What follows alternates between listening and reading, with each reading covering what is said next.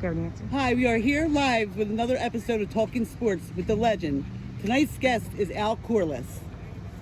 Take it away, Stephen. What made you get into rugby? That's a good question. Now, I've probably told this story 5,000 times, so I'm going to tell it for the 5,001st time. I went to Villanova. I didn't have a football scholarship. I went to the football office to talk to the coach, to walk on my freshman year. I sat down, and then walked this giant guy, sat down next to me. We got to talking, and he asked me what position I played, and I said I played defensive tackle. And he says, I played that too. And he was like 6'5", 285 pounds. I'm like 6'1", 190. So I'm like, this isn't for me. So I got up and I walked out, and I started playing rugby 2 days later, and that was like 40-something years ago. So That's awesome. yeah, and that guy's name was Howie Long. Really? True story. For Wow. the 5,001st time. Can you say it again for me just for the... Do you still play rugby? I play socially, It's okay. usually with people my own age, and in like charity stuff. What made you... How long have you been playing? I've been playing since my freshman year in 1978, so that's like 42 years. What made you start the team for special kids? Well, I've been coaching special sports for like 25 years. Started with baseball, with the Challenger League. Then we went to Special Olympics. I've been coaching basketball and baseball, and what else did I coach? Anyway, my son has autism, and I just, I'm on the Miracle League board, and I saw that there was the interest in soccer seemed to be going down, and I just figured it was a good time to maybe try and start rugby, just to give the kids something to do in the fall outside. They run around, and I've had pretty good support from our home club, Blackthorn Rugby, and it's a pretty good support with the kids, and so. How many kids are on the team? We've had 35 different athletes participate, and we've had over 20 coaches and volunteers participate over the last 2 seasons. Are you planning on having us play in a league someday?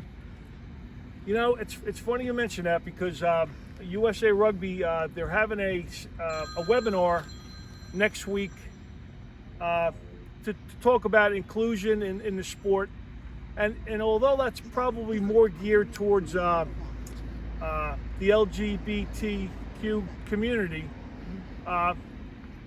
I signed up for the webinar, and I asked what questions would you ask, and one of the questions would be, is there any plans by USA Rugby to have anything for special needs athletes?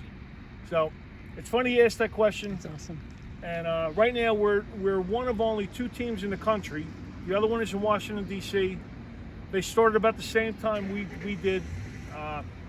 We're much further along as far as participation. Like I said, we have like 35 athletes on the team, and there are many more. They're less than that, and but I've already talked to their coach about maybe one of these days getting a game together, and Oh, that'd be great. we'll go on a little train tour down to Washington, D.C. and play another team. Be awesome. Do you coach any other sports? I coach Miracle League Baseball, and I coach Miracle League Basketball, and I coach Blackthorn has the under 13 team I coach, and we also do flag rugby in the summer, and I coach the 4 and 5 year olds. Jeez. You do a Did little you bit. ever travel for rugby? Yes. Started out, my first trip overseas was to Scotland in 1986. I went to Australia, New Zealand in 1987, and then I've been to the UK probably half a dozen times on rugby trips. That's amazing. What position do you play? I play for most of my career, I played second row, which is number 4, number 5. And the last question, tell us a little bit about the AJ Foundation. All right. Well, the AJ Foundation, my wife and her father and her family, we started it. It's probably going back close to 25 years. Wow. Back 25 years, my son AJ has autism, and back when he was diagnosed, there just wasn't any programs available for kids, and he was diagnosed when he was 18 months, and it was just a battle going through, trying to get him the right education, and my wife started a program in Wrightstown Elementary. We then started a program with the Bucks County IU, and I'm not sure how many years into this process we were before my wife finally said, we got to do something. We have to do something on our own. So we started getting some teachers to help AJ at home from the Princeton Child Development Institute, and who had like one of the top schools in the country.